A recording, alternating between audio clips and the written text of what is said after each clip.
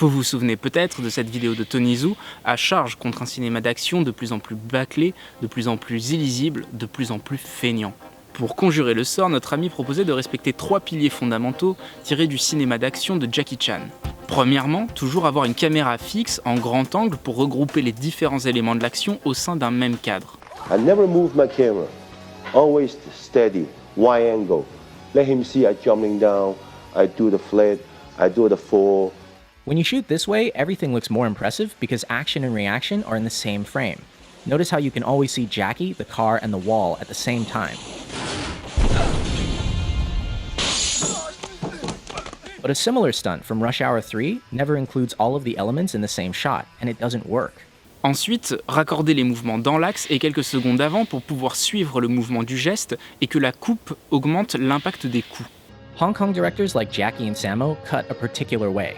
In the first shot, you hit your opponent in the wide. In the second shot, you get a nice close-up. But when you cut the shots together, you don't match continuity. At the end of shot 1, the elbow is here. At the beginning of shot 2, it's all the way back here. These 3 frames are for the audience's eyes to register the new shot, and they make all the difference. I'm start from here, here. But 2 shots combined, this is zone. That's power. In other words, show it twice, and the audience's mind will make it one hit that's stronger. Enfin, utiliser le moins de montage possible et le plus de plans longs pour ne pas casser le rythme de l'action dans l'image. And his American work is missing something else. And there's a rhythm also into the way that the shots are performed and also the way they're edited. And Jackie said something very interesting that, that the audience don't know the rhythm's there until it's not there. La critique est noble et les conseils sont utiles. Et pourtant, en 1995, le réalisateur Tsui Hark réalise un film qui ne respecte aucun de ces dogmes. Il s'agit du dénommé The Blade.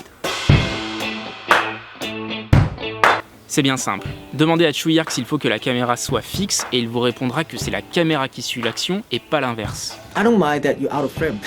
I don't mind that you're out of focus. I don't mind anything. Just do you feel like what you can do. Then in this area, I would get the camera to follow the action. Instead to direct the guy to come up to the camera, perform for the camera. There's no perform in front of the camera. The space outside the frame is more important than inside the frame. I think the space out of frame is enhancing an action. It's an imaginary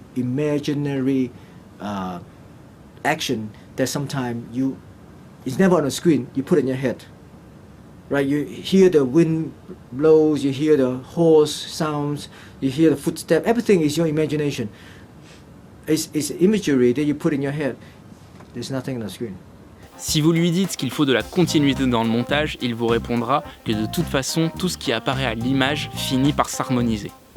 It's a rain scene of a guy carrying the baby, right? There's no continuity, like posing in every shot. Every shot is a posing. This one scene I talked to the cameraman and said, let's try to shoot this scene with no continuity. And he was very scared. I said, no continuity of position of the people, no continuity of lighting, no continuity of anything. Let's shoot it one shot by one shot without continuity. And I found it's very difficult. It's very strange. When you enhance something to an extent, everything melts into the world without any discrimination. Et si vous lui arguez qu'il faut réduire le montage au minimum pour conserver la lisibilité de l'action, voilà comme il vous répond.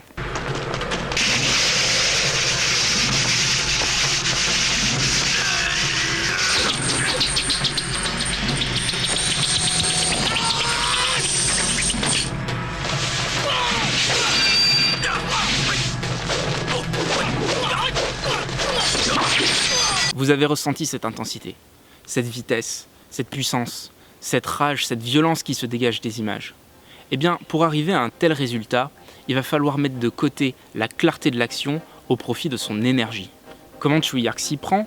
Eh bien, ça tient en 3 points. Premièrement, comme Jackie Chan, il s'entoure d'acteurs qui savent se battre.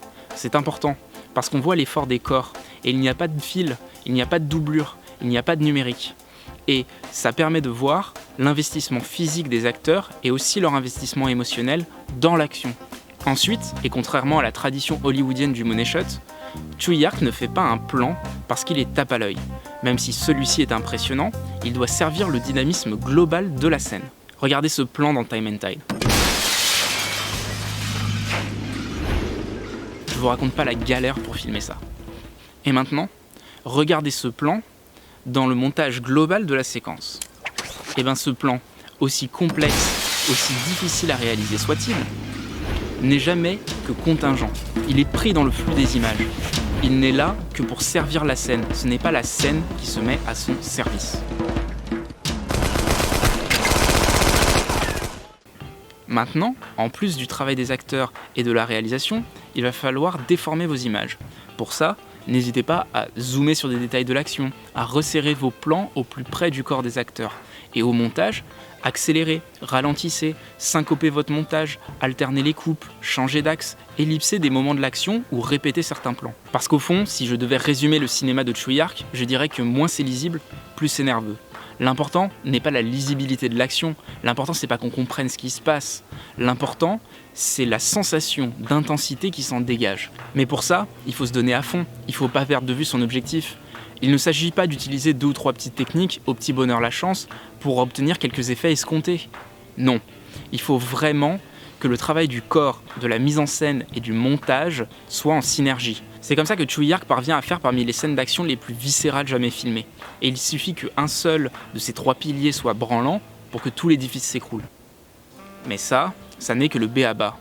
Et si comme Tsui-Hark, vous voulez dynamiter les codes, apporter au cinéma votre contribution et révolutionner les manières de faire, alors il va falloir arrêter de copier ce qui marche le mieux et inventer par vous-même ce qui n'a encore jamais été fait. Et ça tombe bien, parce que ça veut dire que vous ne reviendrez pas ici par hasard.